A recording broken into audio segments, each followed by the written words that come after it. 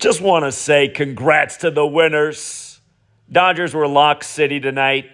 72 days before Steve Garvey's birthday, they give the Padres their 72nd loss of the season.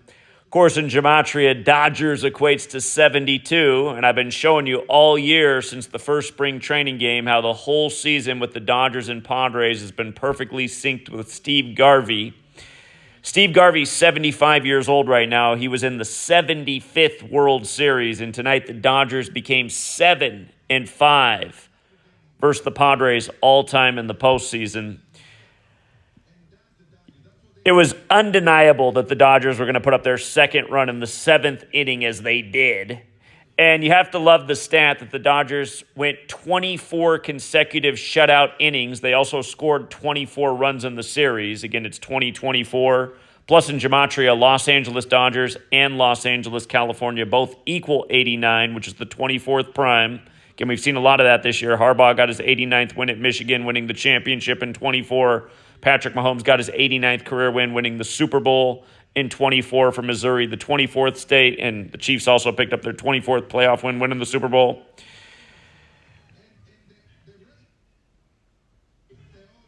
Again, the other piece that I wanted to mention about this,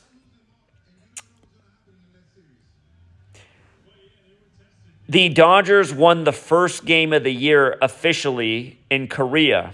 That was on March 20th. They opened the season, the Dodgers and Padres, 8 days before everybody else. And the reason they had that game on March 20th is that it was 89 days before it was 89 days after Steve Garvey's birthday.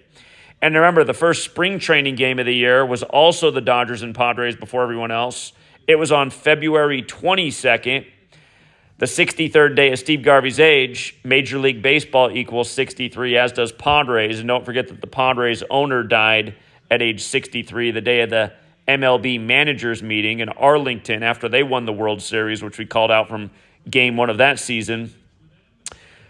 But with regards to 63, the Padres manager, his season ends today, 63 days after his birthday. Again, in the year that their owner died at 63. And remember that first spring training game, the Dodgers won 14-1. This is the Dodgers' 141st season. Do you remember how earlier this year Morgan Spurlock died, who did the documentary Super Size Me about how unhealthy McDonald's is?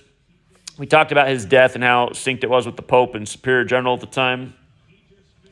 Well, remember, the Padres franchise is connected to McDonald's because Ray Kroc, who made McDonald's, he died at the start of 1984, July 18th, span of 187 days from his death.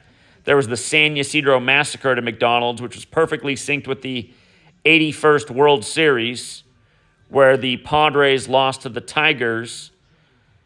And by the way, the Padres are now eliminated today, the day leaving 81 days left in the year.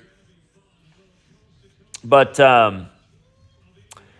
from Morgan Spurlock's death to the Padres getting eliminated is 141 days later in the Dodgers' 141st season.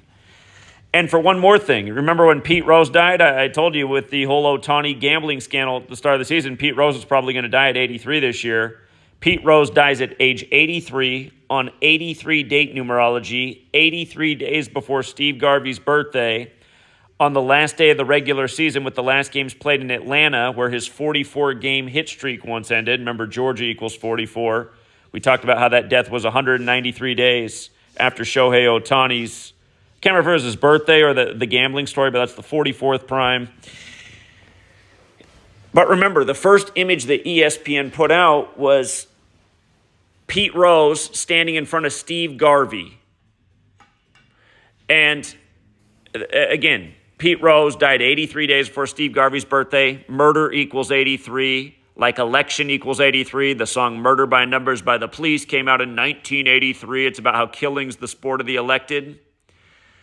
Tonight, the Dodgers got their 83rd all-time home postseason win, eliminating the Padres. And again, in that, when the news broke of Pete Rose's death, it was a picture of him at first base standing in front of Steve Garvey, who played first base as a Padre.